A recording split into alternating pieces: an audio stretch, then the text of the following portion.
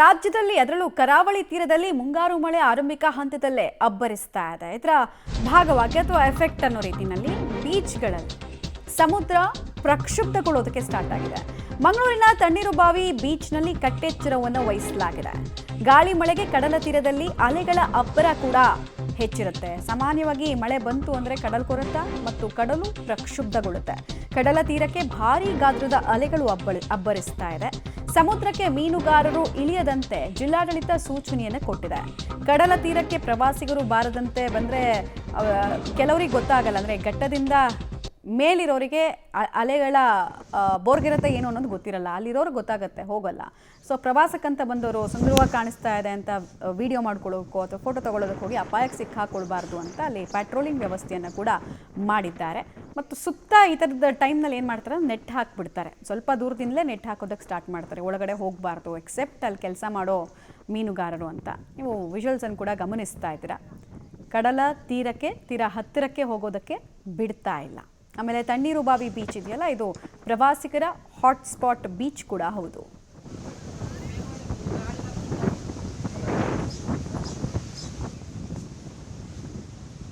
ರಾಜ್ಯಕ್ಕೆ ಮುಂಗಾರು ಮಳೆ ಎಂಟ್ರಿ ಆಗಿದ್ದು ದಕ್ಷಿಣ ಕನ್ನಡ ಜಿಲ್ಲಾದ್ಯಂತ ಇವತ್ತು ಭಾರೀ ಮಳೆ ಆಗ್ತಾ ಇದೆ. ಗ್ರಾಮೀಣ ಪ್ರದೇಶ ಸೇರಿದಂತೆ ಮಂಗಳೂರು ನಗರದಲ್ಲೂ ಹೆಚ್ಚಿನ ಮಳೆ ಆಗ್ತಾ ಇದೆ. ಅದರಲ್ಲೂ ಇವತ್ತು ಗಾಳಿಯ ಪ್ರಮಾಣ ಹೆಚ್ಚಾಗಿದೆ. ಕರಾವಳಿಯ ಕಡಲ ತೀರಗಳಲ್ಲಿ ಗಾಳಿಯ ಅಬ್ಬರ ಹೆಚ್ಚಾಗಿದೆ. ಹೀಗಾಗಿ ಕಡಲ ಅಲೆಗಳ ಅಬ್ಬರವು ಹೆಚ್ಚಾಗಿದೆ. ನಾವು ಗಮನಿಸ್ಬೋದು, ಮಂಗಳೂರಿನ ತಣ್ಣೀರುಬಾವಿ ಕಡಲ ತೀರದಲ್ಲಿ ನೀವು ಗಮನಿಸುತ್ತಿದ್ದರೆ ಇವತ್ತು ಕಡಲಿನ ಅಬ್ಬರ ಹೆಚ್ಚಾಗಿದೆ. ಮಾಮೂಲಿಯಾಗಿ ಮೇ ತಿಂಗಳ ಅಂತ್ಯದಲ್ಲಿ ಈ ಭಾಗದಲ್ಲಿ ಬಿಸಿಲಿರುವಂಥದ್ದು, ಹಾಗಾಗಿ ಸಮುದ್ರದ ಅಲೆಗಳ ಪ್ರಮಾಣವು ಭಾಳಷ್ಟು ಕಡಿಮೆ ಆಗಿರುತ್ತೆ, ಯಾವುದೇ ಹೆಚ್ಚಿನ ಅಲೆಗಳು ಇರೋದಿಲ್ಲ. ಈ ಬಾರಿ ಈಗ ಗಮನಿಸುತ್ತಿದ್ದರೆ ಮೇ 25ನೇ ತಾರೀಕಿಗೆ ಇಷ್ಟೊಂದು ದೊಡ್ಡ ಪ್ರಮಾಣದ ಕಡಲಿನ ಅಬ್ಬರವನ್ನು ಗಮನಿಸ್ಬೋದು. ಇವತ್ತು ಮುಂಗಾರು ಮಳೆ ಎಂಟ್ರಿ ಆಗಿರುವಂಥ ಹಿನ್ನೆಲೆಯಲ್ಲಿ ಜೊತೆಗೆ ಗಾಳಿಯ ರಭಸ ಹೆಚ್ಚಾಗಿರುವಂಥ ಕಾರಣಕ್ಕಾಗಿ ಇಡೀ ಕರಾವಳಿಯ ಕಡಲ ತೀರದಲ್ಲಿ ಈ ರೀತಿಯಾದಂಥ ಕಡಲಿನ ಅಬ್ಬರ ಹೆಚ್ಚಾಗಿದೆ. ಹೀಗಾಗಿ ಕಡಲ ತೀರಕ್ಕೆ ಯಾರು ಪ್ರವಾಸಿಗರು ತೆರಳದಂತೆಯೂ ಜಿಲ್ಲಾಡಳಿತ ಸೂಚನೆಯನ್ನು ಕೊಟ್ಟಿರುವಂಥದ್ದು. ಹೀಗಾಗಿ ಈ ಬೀಚ್ ಸೇರಿದಂತೆ ಎಲ್ಲ ಪ್ರವಾಸಿ ತಾಣಗಳ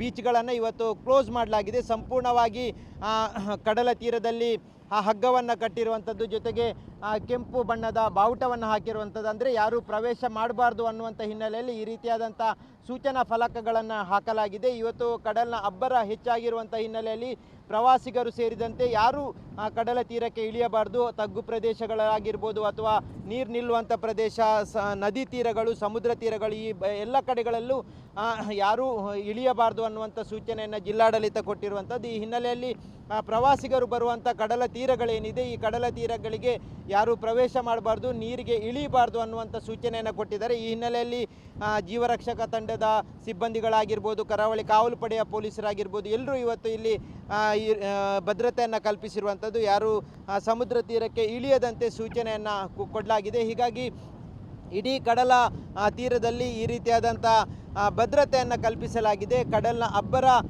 ಕ್ಷಣದಿಂದ ಕ್ಷಣಕ್ಕೆ ಏರಿಕೆ ಆಗ್ತಾ ಇರುವಂಥದ್ದು. ಪಶ್ಚಿಮ ಘಟ್ಟ ಸೇರಿದಂತೆ ಗ್ರಾಮೀಣ ಪ್ರದೇಶದಲ್ಲೂ ಹೆಚ್ಚು ಮಳೆ ಆಗ್ತಾ ಇದೆ. ಅದರ ನೀರು ಹರಿದು ಸಮುದ್ರ ಸೇರ್ತಾ ಇದೆ. ಇನ್ನೊಂದು ಕಡೆಯಲ್ಲಿ ಅಲೆಗಳು ಬರ್ತಾ ಇರುವಂಥದ್ದು. ಸುಮಾರು 10 ದಿನಗಳ ಮುಂಚಿತವಾಗಿಯೇ ಮುಂಗಾರು ಮಳೆ ಈ ಜಿಲ್ಲೆಗೆ ಎಂಟ್ರಿ ಆಗಿರುವಂಥದ್ದು. ಹೀಗಾಗಿ ಈ ಸಂದರ್ಭದಲ್ಲೇ ಕಡಲಿನ ಅಬ್ಬರ ಹೆಚ್ಚಾಗಿದೆ. ಮೊದಲ ಮಳೆಗೇ ಈ ರೀತಿಯಾದಂಥ ಕಡಲಿನ ಅಬ್ಬರ ಹೆಚ್ಚಾಗಿರುವಂಥ ಹಿನ್ನೆಲೆಯಲ್ಲಿ ಆತಂಕ ಹೆಚ್ಚಾಗಿರುವಂಥದ್ದು. ಹೀಗಾಗಿ ಯಾರು ಕಡಲ ತೀರಗಳಿಗೆ ಇಳಿಬಾರ್ದು ಅನ್ನುವಂಥ ಸೂಚನೆಯನ್ನು ಕೊಟ್ಟಿದ್ದಾರೆ. ಜೊತೆಗೆ ಮೇ 30ನೇ ತಾರೀಕಿನವರೆಗೂ ಇಡೀ ಜಿಲ್ಲಾದ್ಯಂತ ರೆಡ್ ಅಲರ್ಟ್ ಇದೆ. ಭಾರೀ ದೊಡ್ಡ ಪ್ರಮಾಣದ ಮಳೆ ಆಗುತ್ತೆ ಅನ್ನುವಂಥ ಸೂಚನೆಯನ್ನು ಹವಾಮಾನ ಇಲಾಖೆ ನೀಡಿದೆ.